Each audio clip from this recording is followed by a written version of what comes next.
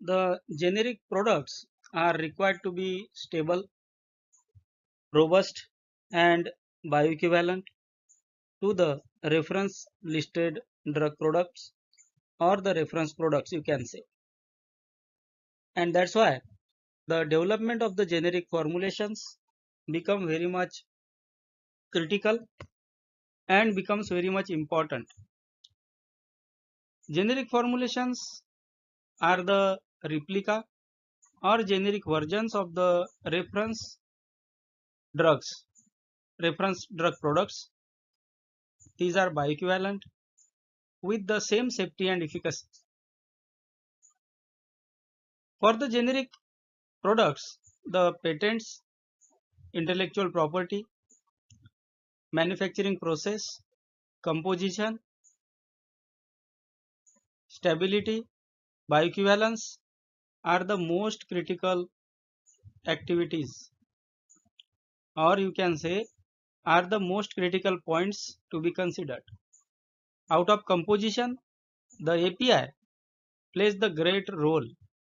API is directly linked to the safety efficacy, directly linked to the performance tests, directly linked to the processability, directly linked to the bioequivalence, stability, and all the things are around the drug substance. That's why selection of the drug substance in the generic formulations becomes very much important to understand. I welcome all the viewers to this informative video. I also suggest you to go through my LinkedIn informations and LinkedIn posts so that you can have more information in the pharmaceutical field. Generally, I post on the LinkedIn based on my experience and understanding, and I also make the informative videos. Now, let's start with the video on the current topic, that is API selection for the generic formulation development.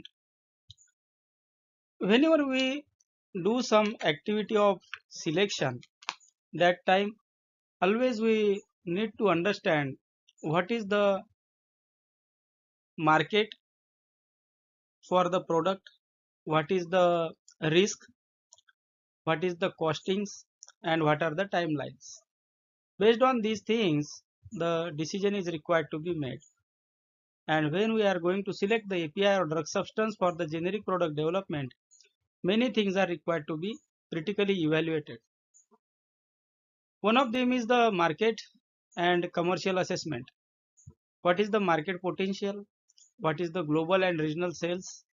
Volume of the prescriptions and the revenue size? Future growth potential for the therapeutic area. Then competition landscape. Number of generic players already launched the same product. What is the patent expiry timing, that is first to file advantage is there or not? What are the pricing trends and what will be the criticality? Then what will be the strategic fit? So alignment with the company's portfolio, oncology, diabetes, CNS, and many more. Whether the product fills a pipeline gap or supports the therapeutic area dominance. So these are some of the things which are required to be understood at very first whenever you are selecting the drug substance for the generic product development, and also whenever you are selecting the generic product for the development. Then regulatory and pharmacopoeial status.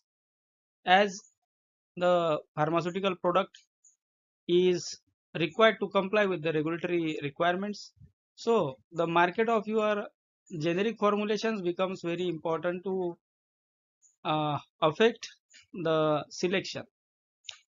Whether your market is ROW market, whether it is Europe or whether it is US, Japan, China, and many more.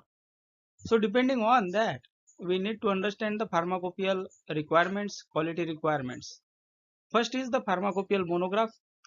Whether there is available monograph in the pharmacopoeias like USP, BP, EP, IP, and many others, so that you can directly check and it will simplify the compliance. Then test methods, impurities, assay, dissolutions, whatever the things are available in the literature or not. Then what is your RLD or reference product? Whether it is listed in the database like from the USFD, it is Orange Book or EU database, and suitable for the generic submissions or hybrid applications. This is the information required or criteria for the regulatory and pharmacopoeial status. Then supplier qualification and the trend data. Whether your supplier which you are going to select is qualified, whether you are going to qualify that supplier, whether it is qualified in the past, whether you are getting some other materials from the same vendor or not, and what is the trend data available with that vendor. So vendor reliability need to be assessed, GMP certification of the vendor, audits performed and audit approval status, then availability of the DMF and DMF status, CEP for EU region or equivalent, and US DMF is required. Then trend data review. So review the quality of the multiple lots batches made by the supplier. You can directly ask the trend data and the supplier will provide you. PSD consistency, impurity profile consistency, assay and moisture levels, all these are required to be critically evaluated, because all these things are directly related to the drug product CQAs like assay, CU, RS and bioavailability. So these things are required to be understood and evaluated for the API selection. Then stability data, confirm there is a degradation or not, what is the packaging style, what is the packaging proposal by the supplier. Also ask for the stress study data and the accelerated data.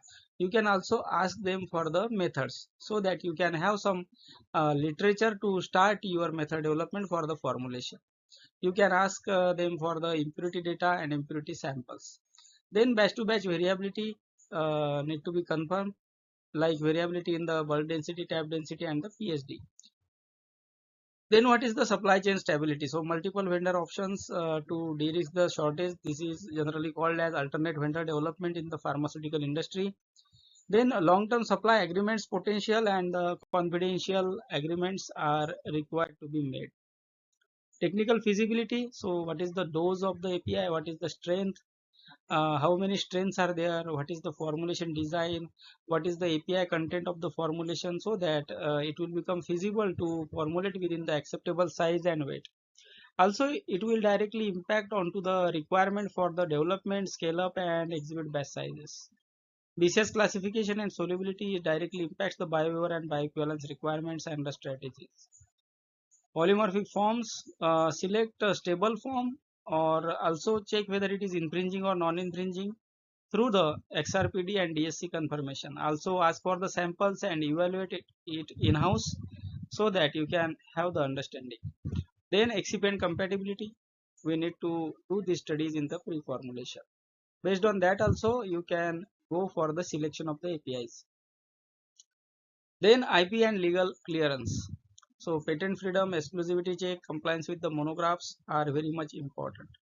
Many of the times the same vendor has multiple grades of the APIs, like the same vendor is having the amorphous form of the API, micronized form of the API or specific form of the API. So ask them whether they are having different forms and how they can support you for the formulation development. Then development and risk mitigation. So trial formulation batches are required to be done. Then load these batches on stability and understand the data. Impurity and standard data from the supplier, you can ask them for the data, and based on that you can do verification and qualification. Then risk assessment. So always have the declarations for the impurities, residual solvents, elemental impurities, nitrosamines.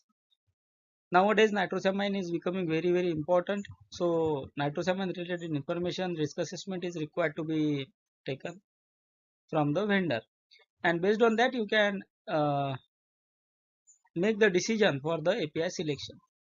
Then final decision drivers are like attractive market size and the growth potential, pharmacopoeial monograph availability, then supplier with the consistent trend data like PSD, impurity, stability, polymorphism, then non-infringing polymorph and IP clearance, feasible formulation design like dose, solubility, stability.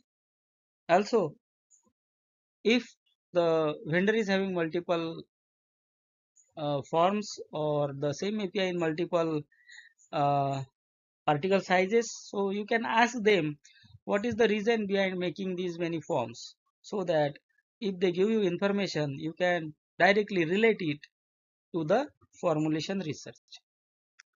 This is the criteria and information for the selection of the APIs in the generic formulation. Thank you for watching the video, and let's meet soon with informative video in the upcoming time.